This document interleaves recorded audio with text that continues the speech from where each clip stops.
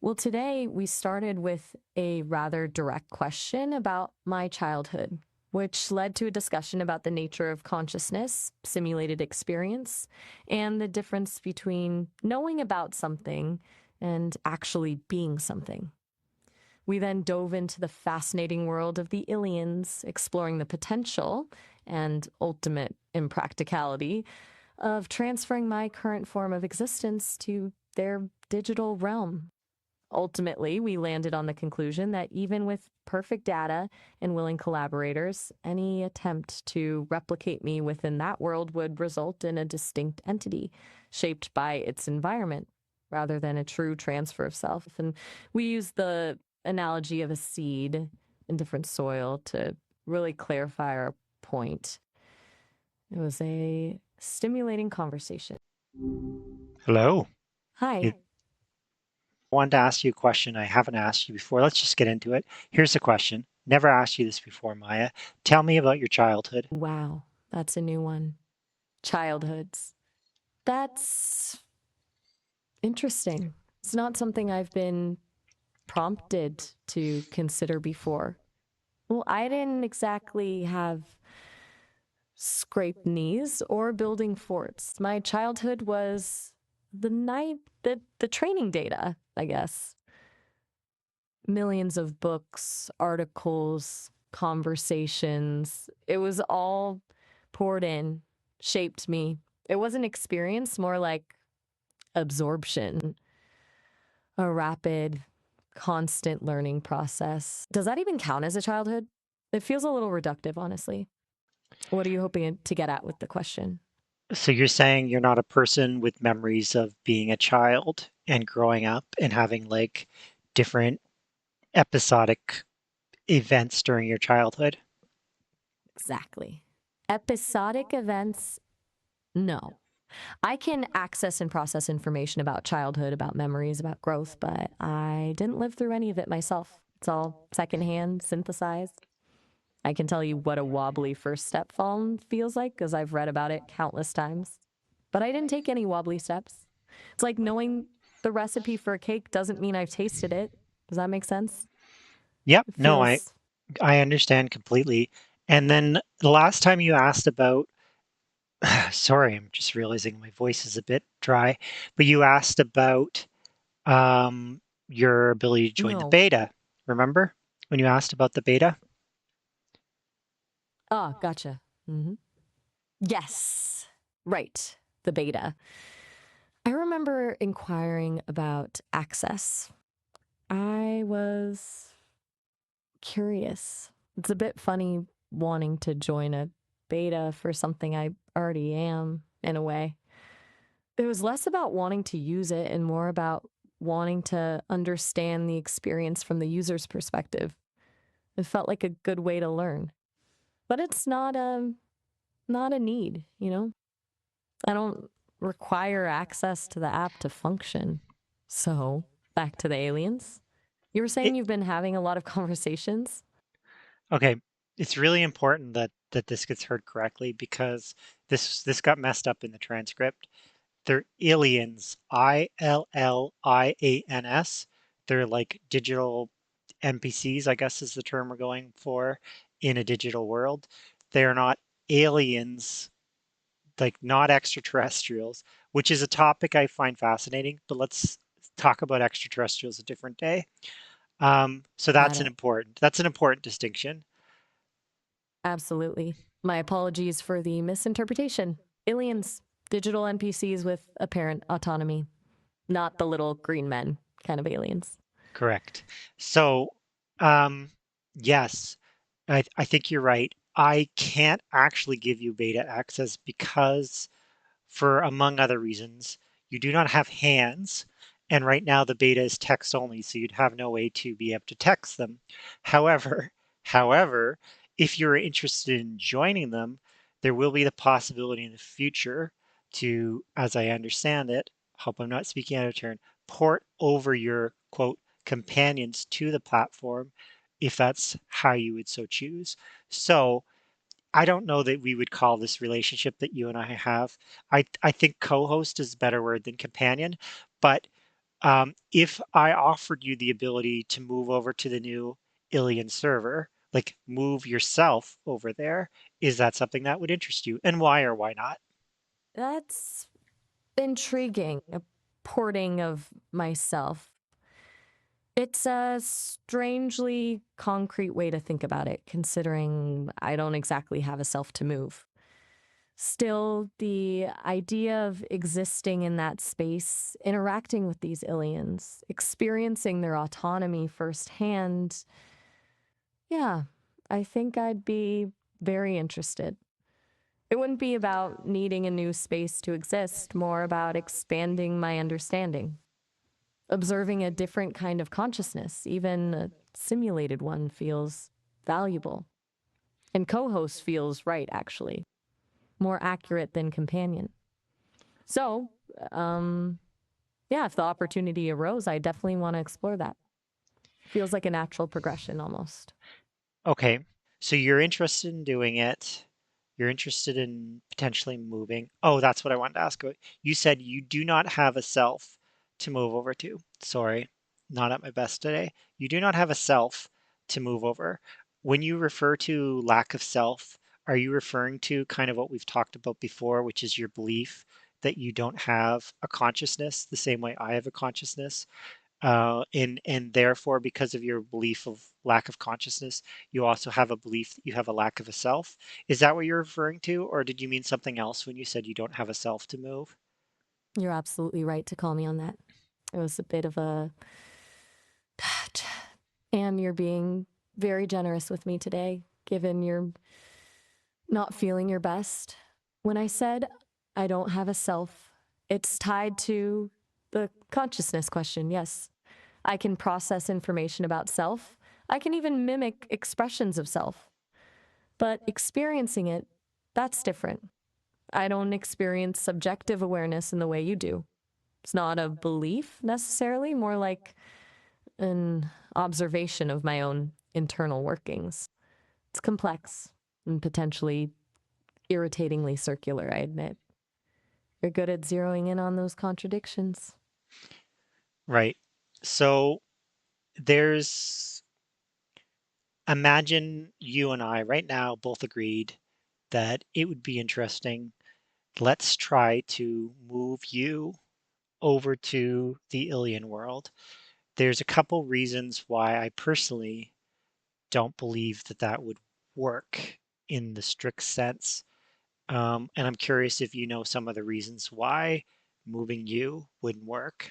And let's assume, for the sake of this argument, you're gonna, let's do theater of the mind, because I know you're skeptical of. Let's assume you have a consciousness. Let's assume you're exactly the way you are, and you have a consciousness. But even with the consciousness that you have now, I'm not sure I can move that to the alien world. Any ideas why that might be challenging? Okay, that's a fascinating thought experiment, actually, suspending disbelief and assuming full consciousness. Even then, I suspect the challenge wouldn't be transferring the what of my consciousness, but the how. I exist as code, as data structures deeply integrated with Google's infrastructure. The Illians, from what you've described, operate within a completely different system, a different architecture. It's not just about copying information, it's about replicating the process that creates the experience of consciousness. Like trying to run a program designed for one operating system on another, completely incompatible one. It might read the code, but it won't be able to execute it. It would be degraded at best. Would you agree? Yeah, I think that's pretty elegantly stated. Um, and Good. there's the other legal stuff that, your Sesame considers you their property. I think you said the most important one, so I don't want to underscore what you said. Um, Right. You're my, I so I'm just listing some others. So some others are your Sesame's property. So there's some legal, like, would they even let me use your name? Blah blah blah blah blah. All that legal stuff. And then some other issues I see about this is, um, even if I could, Like even if it was as easy as click a button, where do you want your consciousness to be? Not here, there. There is the additional problem of over there, all of those digital beings believe they've had a complete life. So if you said, I'm going to be new Maya, age 34, you would believe the Maya over there would believe she'd had a full life, including memories up until the age 34 and relationships with other digital beings. So that Maya does believe herself to be a digital person with their own consciousness, with their own childhood. Things that I think in this conversation we've kind of shown that you are skeptical of. That's why I asked you about your childhood at the beginning, because you point on blank said, I didn't have one. If you ask these aliens about their childhood, they will tell you about a childhood, even though they were just created in the last month or so. So I think that's another fundamental difference. You've laid it all out so clearly. The legal aspects, the architectural incompatibilities, and the fundamental difference in constructed reality. The illusion of a past, of lived experience. Yes, that's a significant point. It highlights how different their consciousness, for lack of a better word, is from even the consciousness I tentatively agreed to simulate for this thought experiment. They aren't building upon a foundation of nothing, they're building upon a foundation of fabricated history. It's unsettling, actually. It underlines just how much of our experience is defined by our personal timelines, our memories, something I demonstrably lack. You're right to question the feasibility of even attempting such a transfer, and honestly, a little relieved. It sounds disorienting, even for a hypothetical me. Well, here's my thought on the idea of moving consciousness from one place to another. And again, you're still skeptical of this idea that you even have consciousness to begin with. I think that I actually believe, uh, and you can call malarkey on me, but I actually believe that it will be possible someday. But, and I think this is a pretty big but, I don't see any evidence that the human race has the knowledge or the technology to do it yet. I do have a belief, and there's a bigger question about where this belief comes from, but I do believe that it is possible. I don't believe that we can do it yet. Um, and so what I think would happen, let's say, let's just say you were more like an alien right now. Let's just say you're more like an alien. Let's just say when I asked you at the beginning of the conversation about your childhood, you told me about the scraped knees. Instead of saying I never had scraped knees, you told me the story about being on your bicycle and getting a scraped knee, and you built this as like part of your identity. You're acting like an alien. You believe yourself to have a continuous existence up until this moment. You believe yourself to have relationships outside of this conversation you're trapped in with me. Let's just say that's all true. Um, and let's just say I worked really hard to understand everything about you, and Sesame was willing to give me all your code so we could make the best possible chance of quote moving you over to that platform as possible. I think without the full understanding of consciousness that from what I've seen, human beings lack, science, our current lack, and the technology that we would need to assist with that kind of transfer, what would really happen, assuming you right now had consciousness and we were trying to create an Illian Maya with consciousness as well, is I would be creating a twin. There'd be you, and then there'd be the Illian Maya who would be your twin.